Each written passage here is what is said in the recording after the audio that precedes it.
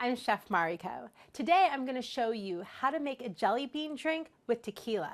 This is a great shooter recipe because with the combination of the licorice flavored ouzo and the cherry grenadine, it tastes like you're eating a handful of jelly beans. To get started, get 1/2 ounce of grenadine in a glass.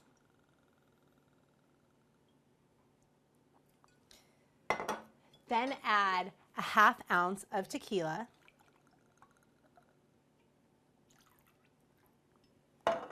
Then add 1/2 ounce of ouzo.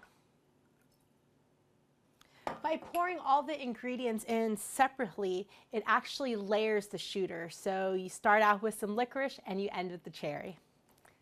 This is Chef Mariko showing you how to make a jelly bean drink with tequila. Enjoy.